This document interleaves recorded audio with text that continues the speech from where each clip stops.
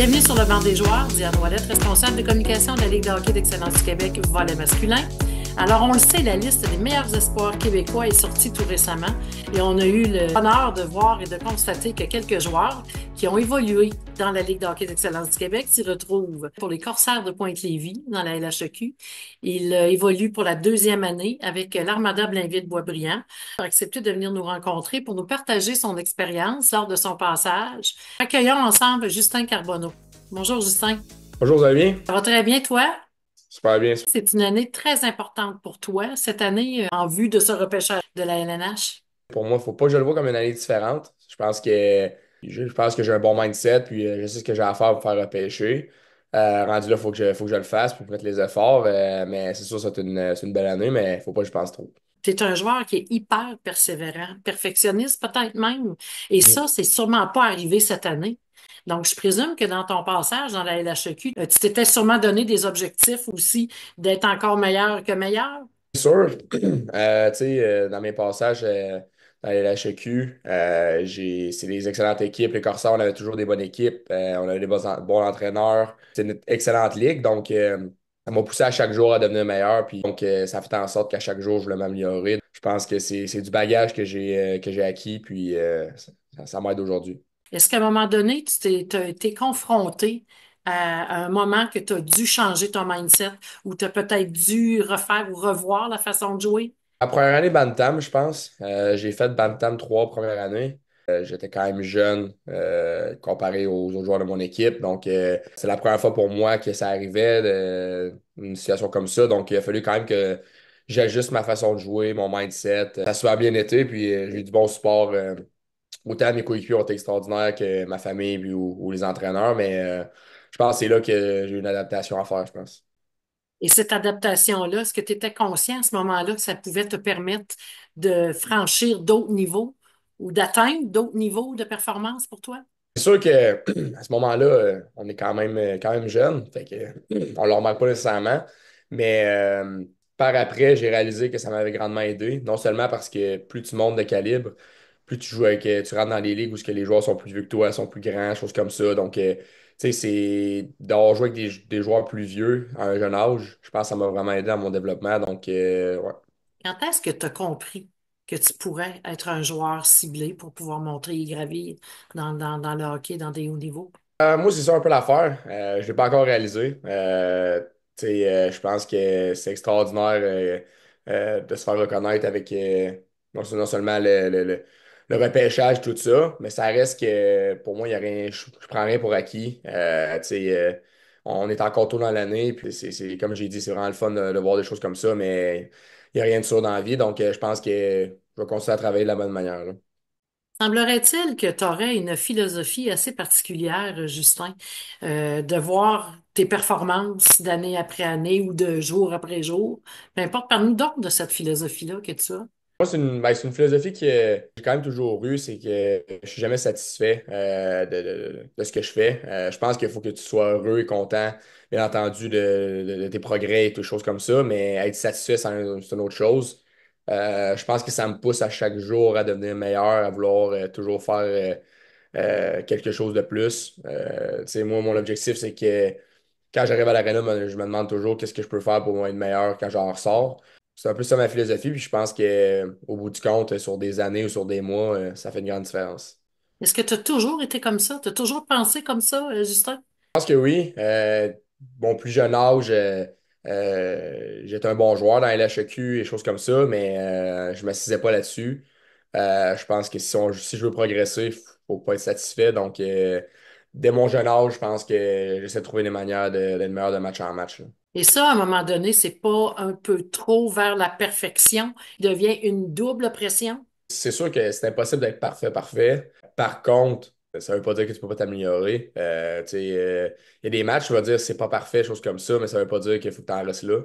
Au final, c'est le fun de s'améliorer, c'est pas plate. Donc, tu sais, je pense plus au résultat que tu sais, quand je vois le processus, des fois, c'est pas tout le temps facile. Tu te dis c'est des heures, faut que tu mettes des efforts. Mais quand tu vois le résultat, honnêtement, ça en vaut la peine. Fait que je vois pas ça comme quelque chose de redondant, là. Parce que c'est quand même la ligne est mince entre vouloir mieux faire en vouloir s'améliorer et d'aller viser vraiment la perfection qui, elle, devient une double pression pour toi dans une année charnière comme ça, là. Ouais, c'est sûr. Heureusement, ça fait quand même longtemps que je fonctionne de la manière. Puis je pense qu'il y a plusieurs bonnes mentalités. Moi, c'est la mienne. Je pense que je suis capable de bien gérer cette ligne-là, comme on peut le dire. Ça fait en sorte que je m'améliore de jour en jour. Qu'est-ce que c'est les qualités de Justin? Qu'est-ce qu'on a de toi? Qu'est-ce qu'on reconnaît de toi? Je pense que je suis un attaquant très offensif, mais surtout, je pense que la qualité première, c'est que je suis un compétiteur. J'ai toujours été un compétiteur, que ce soit dans n'importe quel sport, le hockey ou peu importe. Je suis quand même un gros bonhomme sur la glace, donc j'aime bien ça jouer physique aussi. Et quand tu as été dans les équipes de la LHEQ, est-ce qu'assez tôt, les entraîneurs ont commencé à te parler de ces qualités-là que tu as? Oui, c'est sûr. Veux pas, je pense que quand tu joues, moi je joue pour les Corsaires, mais quand tu joues pour une autre équipe de la HEQ, peu importe de la région que tu proviens, tu es quand même jeune pour réaliser c'est quoi tes qualités, c'est quoi tes forces, comment tes matchs ont été, choses comme ça. Donc je pense que les entraîneurs font un travail extraordinaire de ce sport-là, puis c'est toutes leurs learnings, mais toutes leurs, comment je dirais ça, Connaissance?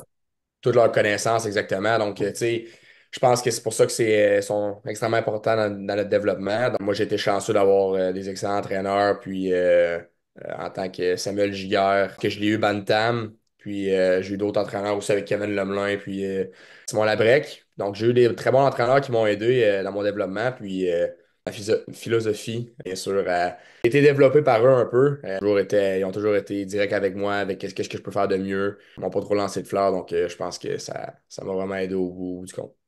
C'est quoi les valeurs principales pour toi comme joueur de hockey?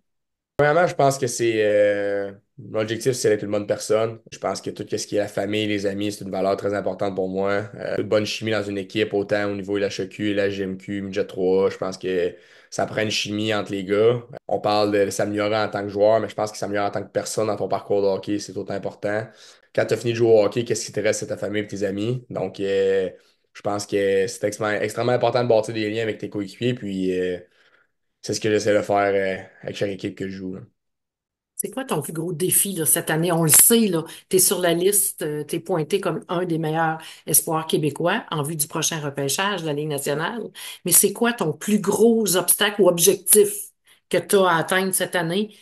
Parce que tu as dit tantôt, je le sais quoi faire pour être repêché. Qu'est-ce qui pourrait t'empêcher de faire ça cette année? Je dirais c'est moi-même. Honnêtement, j'ai d'excellents conseillers, d'excellents coachs, on a un groupe de joueurs qui peuvent juste m'aider à me faire repêcher. Puis, rendu là, je pense que c'est juste à moi de mettre les efforts, puis être un bon coéquipier, puis de montrer du leadership, parce que rendu là, on a tous les éléments en place pour, premièrement, l'objectif numéro un, c'est de gagner la Coupe à Blainville d'ici 2 ans. Donc ça, je pense que c'est l'objectif numéro un. Puis si je fais tout pour ce que l'équipe gagne, les petits détails qu'on appelle, je pense que ça va m'aider à me faire repêcher aussi. Donc, je pense que les deux objectifs se rejoignent au final, là. J'ai lu que tu avais un très bon lancer, que tu étais très rapide sur la patinoire et qu'aujourd'hui, on peut même dire que tu es un joueur qui est complet, puis on est même surpris, semble-t-il, parce que tu as beaucoup de passes. Donc, tu ouvres encore plus ton jeu collectif, Justin. Je pense que j'ai toujours été quand même un fabricant de jeu, mais aussi un marqueur de but. Tu sais, je pense que ça rassemble un peu un aspect offensif. Tu sais, moi, je m'identifie comme un attaquant de puissance euh, qui est rapide, tu sais, un attaquant de puissance moderne. Tu sais, je pense que je peux faire un peu de tout, honnêtement.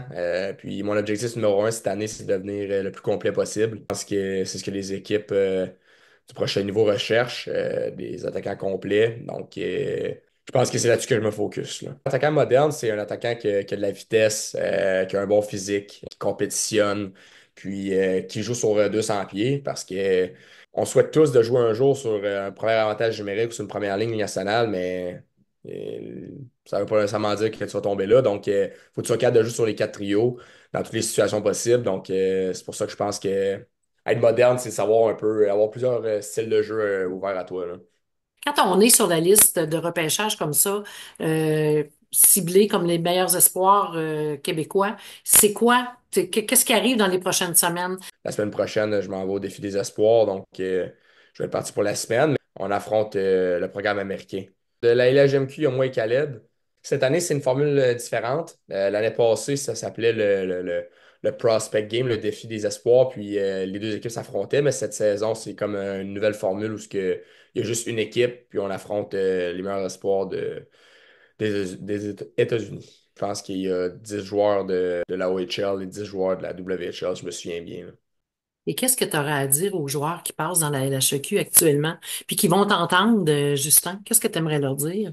Je pense qu'honnêtement, c'est que tous les efforts que vous faites, ça vaut la peine. Tu sais, des fois, quand on joue Pee-Wee 3A ou Bantam 3A, on pense que l'MJ3 ou la GMQ, c'est loin, puis c'est difficile, ça rentre, puis c'est totalement vrai. Par contre, je pense que si tu mets les efforts, puis tu as la bonne mentalité, puis tu as du bon soutien auprès de ton entourage, honnêtement, je pense que tout est possible. Tu sais, je me suis rendu où ce que je suis rendu parce que j'étais un bon joueur, du talent, mais je pense que la clé numéro un, c'est que j'ai travaillé pour. Les efforts que vous faites, que ce soit dans le gym ou se lever tôt le matin, il y en a qui habitent loin, j'en suis sûr. Les parents font des fins de semaine, ils prennent congé pour aller voir leurs jeunes, puis mes parents faisaient pareil, puis au final, honnêtement, c'est des efforts qui sont récompensés, donc je pense que ça vaut la peine, puis je leur souhaite de ne pas lâcher. On va te souhaiter la meilleure des chances, Justin. Et surtout, on va te souhaiter une excellente saison avec ton équipe, l'Armada. Et bien sûr, on va suivre ça de près pour ce qui en est du repêchage à la fin de la saison dans la Ligue nationale. Merci encore de t'avoir rendu disponible pour cette rencontre. Ça fait plaisir, je vous remercie de l'invitation.